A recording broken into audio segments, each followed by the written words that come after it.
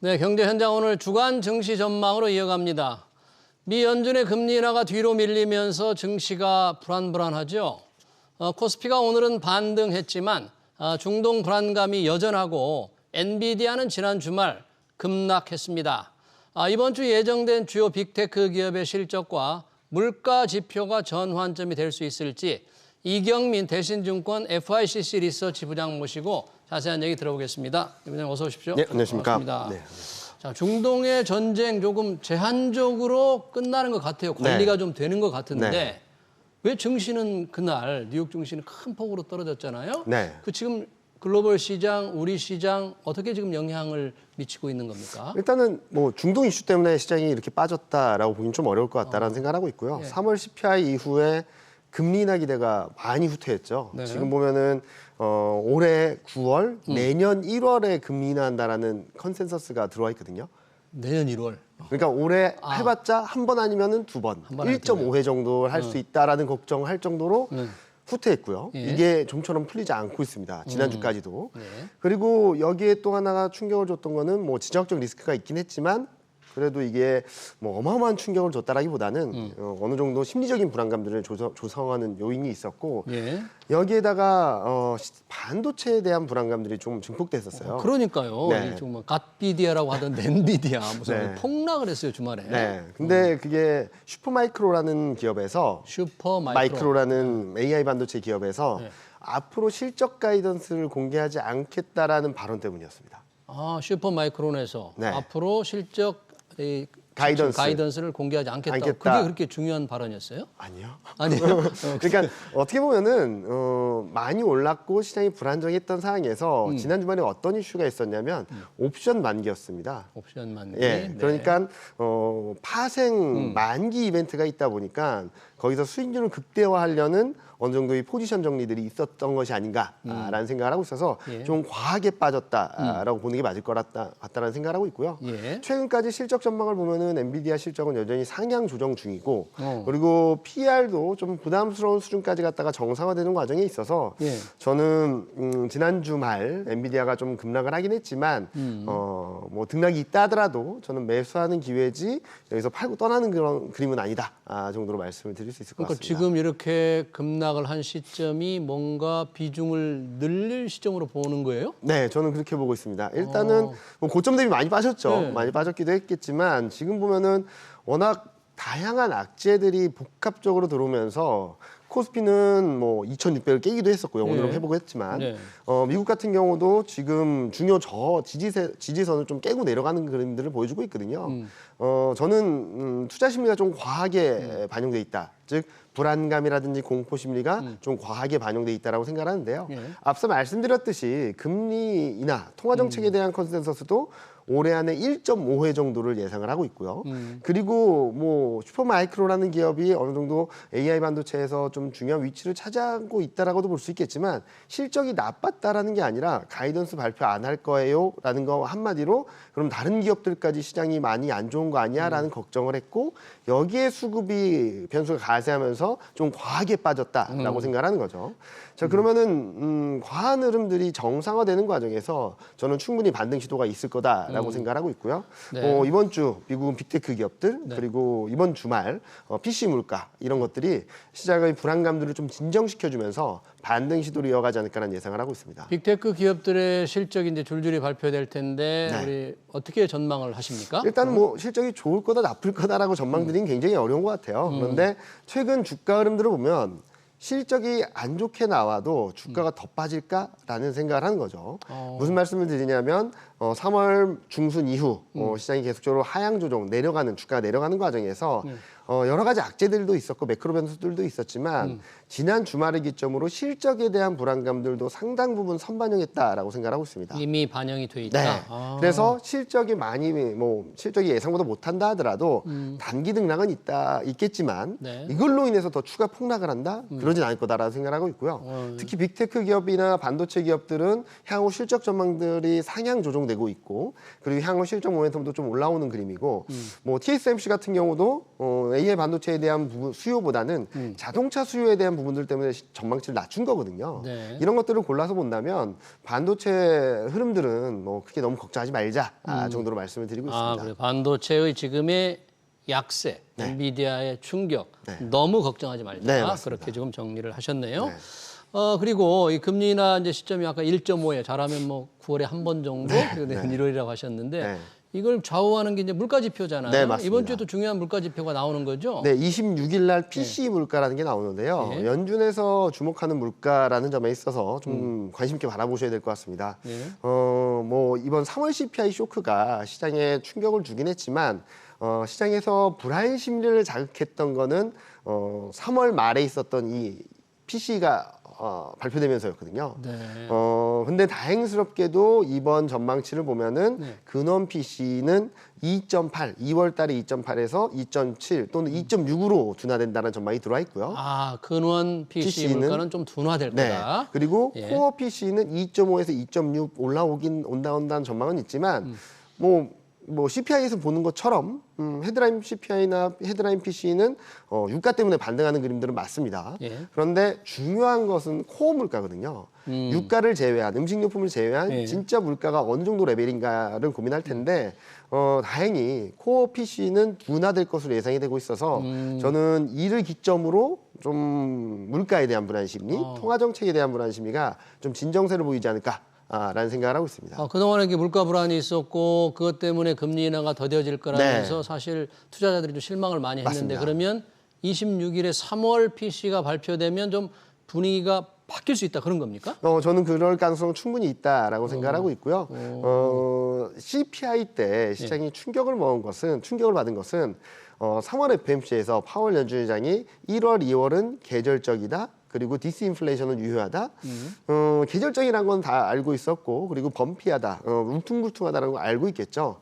근데 디스인플레이션은 유효하다라고 말할 수 있었던 것은 코어 물가가 둔화세를 보였기 때문인데 예. 3월 CPI에서는 코어 물가도 예상보다 높게 나오면서 2월과 3월이 같은 물가 수준으로 왔습니다. 좀 시장의 충격이었죠. 네. 그때. 그러니까 코어 물가가 둔화되는 그림이 깨져버렸다라고 하니까 시장이 충격이 컸던 건데 이번에 코어 PC가 둔화세를 이어간다. 그것도 2% 중반대로 가고 있다라고 한다면 2%에 굉장히 가까워지는 그림을 기대해 볼 수 있거든요. 네. 이런 그림들이 조금은 시장에 안도감을 줄 수 있고 또 이제 5월 중순에 발표되는 게 4월 CPI가 발표됩니다. 네. 4월 CPI는 헤드라인 CPI도 반등세를 멈추게 되고요. 3개월 만에 플랫해지게 되고 코어 CPI 둔화세가 재개되거든요. 이렇게 본다면은 4월 말부터 5월 중순까지는 물가에 대한 불안 심리가 더 강해지기보다는 좀 안도할 수 있는 그리고 1.5회로까지 후퇴한 금리 인하 기대가 조금은 살아날 수 있는 그런 구간으로 진입하는 것이 아닌가라는 생각을 하고 있습니다. 올해 뭐 금리가 인상될 가능성까지 있다고 얘기하는 분들인데 그런 건 굉장히 소수 의견이겠죠. 극소수 의견이라고 극소수 말씀드리고 싶고요. 그러니까 지금 물가를 보면은 CPI든 PC든 가장 비중이 높은 게 주거비입니다. 주거비. 네, 주거비 같은 경우는 시차를 두고 물가에 반영되는데 시차를 감안해서 본다면 주거비 둔화세는 7, 8월까지 계속됩니다. 그리고 그 다음부터는 좀 플랫하다가 약간의 반등 시도를 하긴 하겠지만 다른 것들의 영향력이 있다 하더라도 주거비가 둔화세를 보이는 방향에서는 저는 방향성 자체는 우하향이다라고 생각하고 있고요. 뭐 물론 원자재 가격이라든지 운송 서비스 가격들이 움직여서 반등 시도는 있을 수는 있다라고 생각하지만 코어 물가가 다시금 상승 반전을 하지 않는 한 금리 인상 가능성은 극히 낮다라고 생각하고 있습니다. 그러니까 우리 이경민 부장께서는 이제 물가 향후 이 움직임에 너무 걱정하지 않아도 될 정도로 조금 오히려 그동안의 충격이 안도감으로 바뀔 수 있는 확률이 좀 있어 보인다. 높아지고 있다라고 이제 생각합니다. 지표가 발표될 걸 예상을 해보면 네, 그렇게 맞습니다. 시장에서는 전망이 된다 그런 네, 얘기잖아요. 그렇습니다. 그렇게 예상은 되지만 그동안의 금리 인하가 이제 늦어질 것으로 예상이 되니까 우리 환율에 큰 맞습니다. 충격을 줬지 않습니까? 네. 뭐 1,400원을 돌파하기도 했는데 네. 지금 분위기만 보면 좀 과도한 겁니까? 아니면은 그 정도 달러 강세 때문에 불가피하게 그 정도 될 수밖에 없다. 어떻게 보십니까 지금? 일단은 좀 과도했다. 그리고 저희는 1,400원은 정점을 통과하는 구간이었다라고 생각합니다. 첫 번째로는 여러 가지가 겹쳤죠. 달러 강세도 있었지만 위안화 약세, 엔화 약세 이런 것들이 맞물리면서 상방 압력이 좀 더 컸던 상황이었고요. 예. 또 하나는 매년 4월 달에 반복되는 흐름인데 배당을 받은 외국인 투자들이 그걸 송금합니다. 아, 배당 금이 워낙 네. 많으니까. 그러면은 국내 자금들이 이탈을 하지 않습니까? 그렇죠. 그럴 때마다 원하는 좀 약세 흐름들을 좀 과하게 보였던 그림이 있었거든요. 이런 것들이 맞물리면서 장중 1,400원을 넘었던 것이지 이게 구조적으로 올라가는 그림은 아니다라고 생각하고 있습니다. 예. 좀 정리해서 말씀드리면 지금 금리 통화 정책에 대한 걱정들 네. 그리고 채권 금리, 달러화, 원달러 환율, 지수 전반적으로 불안감들이 극대화되면서 좀 오버슈팅, 언더슈팅하는 구간이 지나가고 있다라고 생각하고 있고요. 예. 아마 이번 주, 다음 주 그리고 5월 중순까지는 좀 기술적 반등 시도도 충분히 가능한 구간으로 들어가고 있어서 저희는 2,600선 초반에서는 뭐 트레이딩 관점에서 접근이 가능하고 만약에 2,600이 깨지면은 굉장히 좋은 매수 기회다라는 말씀을 드리고 있습니다. 그러면 환율도 지금 원달러 환율이 1,400원이면 좀 과민 반응했다고 네, 하는데 맞습니다. 아까 이제 채권 금리도 잠깐 언급을 해주셨는데 그럼 네. 채권 금리도 미국 같은 경우에 굉장히 많이 올랐잖아요. 네. 그것도 조금 과잉으로 지금 올라 있다고 봐야 되나요?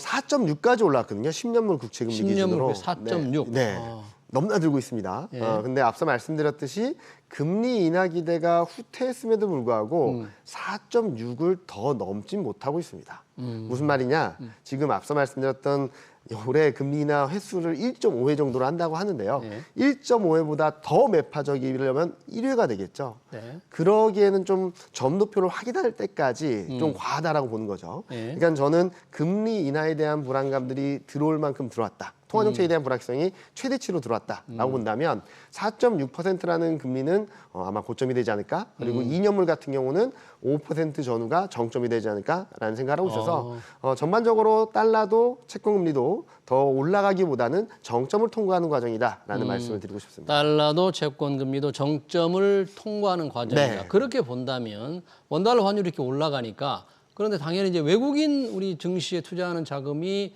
순매수하기가 좀 어렵게 되는 것 같은데 지금 외국인들의 이 매수세, 매도세 동향은 환율에 어느 정도 영향을 받습니까? 일단은 현물은 큰 영향이 없습니다. 현물은? 일시적으로 매도가 나오긴 했지만 네. 4월 한 달 들어서 보면은 1조 6천억을 샀거든요. 아, 외국인들이 현물은 샀습니다. 현물을 근데 문제는 선물입니다. 선물 시장에서 외국인이 4월 3일부터 지난 주말까지 6조를 팔았거든요. 6조. 네. 왜 이렇게 많이 파는 거예요, 선생님? 일단은 그동안 많이 샀기 때문에 되돌려주는 과정이 있었고 외국인 선물 매매는 채권 금리와 정반대의 상관관계를 갖고 있습니다. 채권 금리와. 그러니까 채권 금리가 반등을 하면 외국인 선물 매도, 채권 금리가 내려오면은 외국인 선물 매수. 이 패턴을 계속적으로 반복하고 있거든요. 그런데 좀 과격한 흐름이죠. 이런 패턴은 올해 1월에도 나왔습니다. 예. 한번 기억을 해보시면은 1월 초부터 1월 첫째 주, 둘째 주, 셋째 주 동안에 외국인 현물은 2조를 샀는데 예. 선물에서만 6조 1천억을 팔면서 코스피를 2,670에서 2,430으로 200포인트 이상 밀어냈거든요. 지금도 패턴이 되게 비슷합니다. 4월 초부터 지난 주말까지 3주 동안 예. 외국인은 현물에서 1조 6천억을 샀는데 선물을 6조를 매도하면서 2,770에서 2,550으로 밀어낸 거죠. 네. 거의 지수도 밴드도 비슷합니다. 이런 상황에서 핵심은 채권금리인데 채권 금리. 네, 앞서 말씀드렸듯이 채권 금리가 좀 안정화된다. 그리고 정점을 통과했다 하고 있다라는 시그널이 나오면 6조 팔았던 자금이 다시 들어올 수 있는 룸이 생기는 겁니다. 네. 그러면은 시장에서는 좀 더 반등할 수 있는 동력이 만들어지고 과거 흐름들을 보면은 최대치 6조 정도 팔면은 외국인은 단기적인 매도 클라이맥스, 매도 정점을 통과하는 과정이 있어서 외국인 선물이 선물에서, 한 6조 정도면 매도 네. 클라이막스 매도 정점이다. 매도 정점을 지나가는 과정이라서 저는 앞서 말씀드렸던 전반적인 글로벌 금융시장 환경과 국내 수급 시장을 밀어냈던 외국인 선물 매도도 좀 진정되게 된다면 여기서 더 나빠지는 그림보다는 위쪽으로 방향성을 볼 수 있는 룸이 더 크다라고 생각하고 있습니다. 만약 시장을 그렇게 조금 방향을 위쪽으로 올라갈 가능성이 있는 쪽으로 본다면 지금이 이 단기 투자로서는 조금 뭐 매수를 해도 되는 시점이다. 그렇게 보시는 네. 건가요, 그럼? 저희는 저번 주부터 계속적으로 트레이딩 여력은 충분히 있다. 지금 2,600선 초반이라고 본다면은 네. 2,700선 중후반대 좀 오버슈팅이 나오면 2,800 돌파 시도도 가능하다라는 말씀을 드리고 있는데요. 네.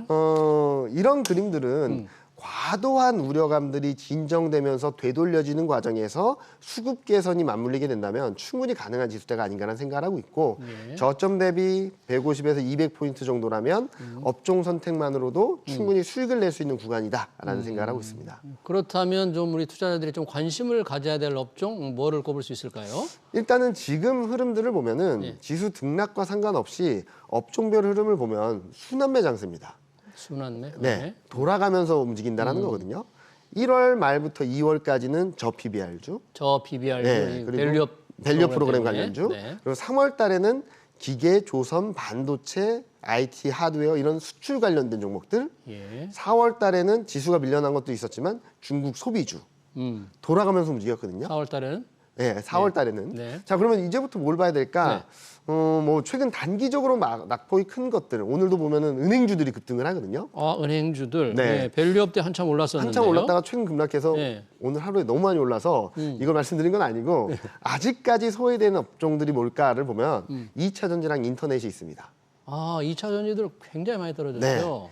인터넷도 굉장히 많이 떨어져 있거든요. IT, 네. 인터넷. 네. 그런데 앞서 말씀드린 쭉 흐름들을 보면 채권 금리가 안정되고 달러가 안정되면 성장주와 대형주들이 주목을 받을 수 있거든요. 네. 그렇게 보면은 2차 전지와 인터넷은 대표적인 성장주고 네. 가격 메리트가 가장 높고 그리고 외국인 수급이 비어 있는 종목이라서 저는 만약에 이번에 반등 시도를 한다면 2차 전지 인터넷 업종들이 좀 시장의 중심을 잡지 않을까라는 생각을 하고 있고 네. 오늘 뭐 반도체가 많이 빠지고 있습니다. 코스피 시장에서도. 이게 엔비디아 영향이죠. 심리적으로는 영향을 받고 있는데 그럼에도 불구하고 증시가 올라온 데는 은행주, 2차 전지 이 두 업종들이 시장을 반등시켜주고 있거든요. 네. 이런 것들을 본다면 뭐 반도체가 안 되니까 시장이 망가질 거야, 떨어질 거야라기보다는 반도체가 쉬어가는 동안에 아직까지 못 오른 종목들, 최근 많이 빠진 종목들을 잘 찾아보시면 될 것 같고 네. 반도체 같은 경우는 조만간 좀 매수 타이밍이 오지 않을까라는 생각을 하고 있습니다. 네, 알겠습니다. 주간 증시 전망 잘 들었습니다.